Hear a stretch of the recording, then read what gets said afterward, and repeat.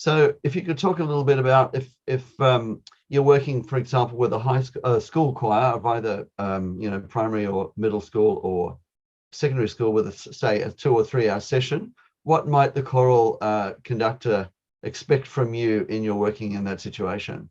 Sure. So the first question I'm going to ask is, how can I help you? I think it's problematic when you come into these situations and assumptions are made that it has to go a certain way. I think that people learn best when they are able to actually drive the agenda. So you need to disarm them. For people get anxiety, whatever. You need to disarm all of that. And I mean it. I mean, my first question is always going to be, so how can I help you?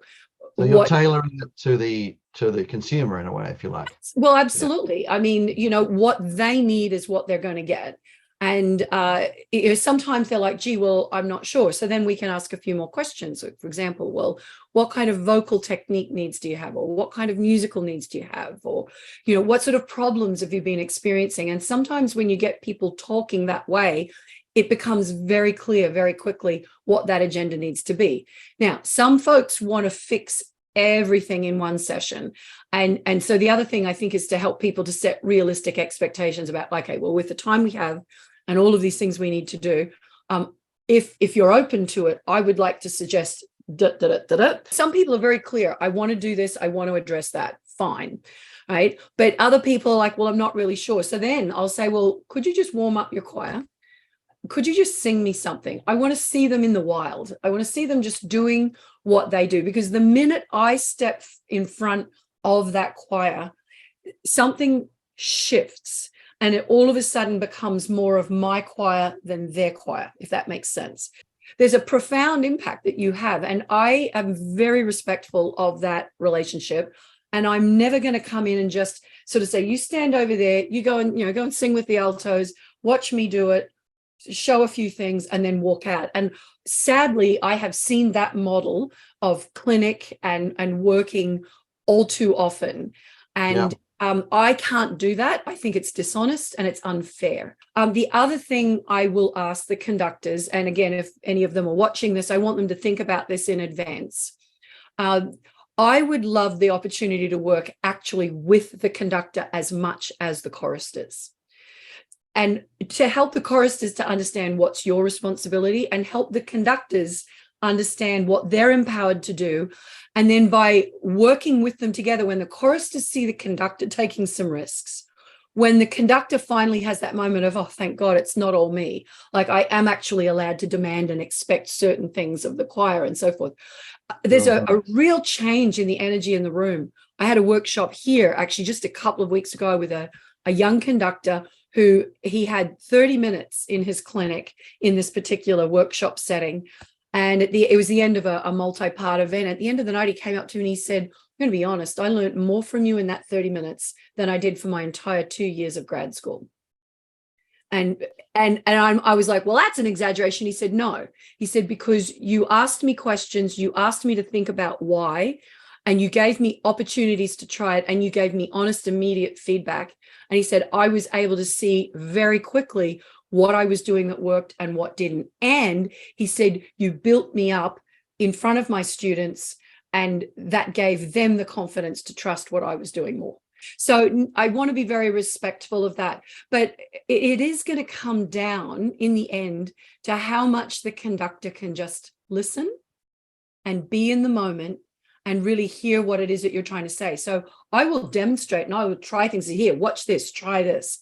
A lot of it's going to come back to how they breathe, how they listen, and the quality of the movement. And the quality of the movement is going to feed very much into the somatic work that I specialize in. Body mapping is the particular discipline that I do.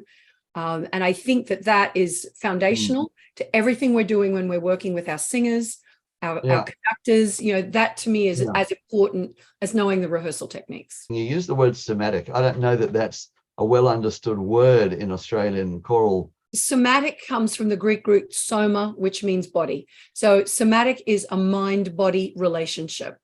Right? So any discipline, like, for example, Alexander technique, Feldenkrais, Bartniff work, even some of the Laban work, body mapping. These are all what we call somatic disciplines because it relies on the mind-body connection when it comes to motor movement, especially movement that is voluntary.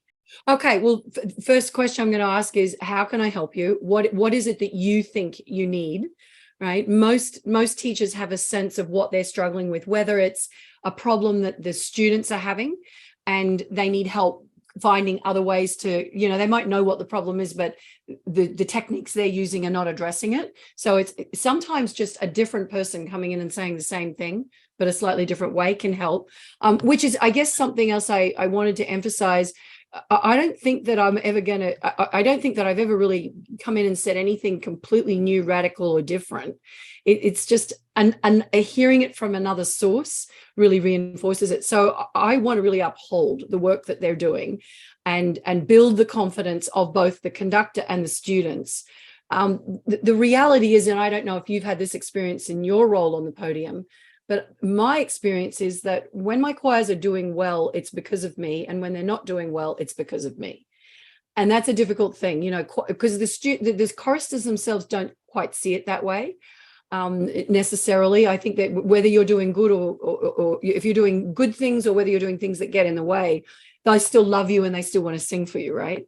But I think that being able to be really a little reflective, self-reflective, and look at what you actually are doing and how you can get better at the communication.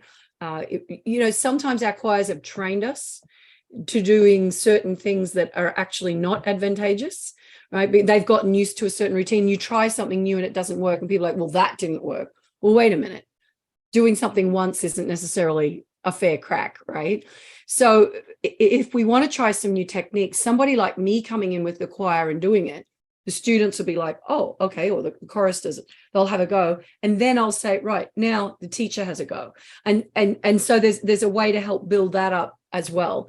But the first thing I want to do is I want to hear them. I want them to sing for me.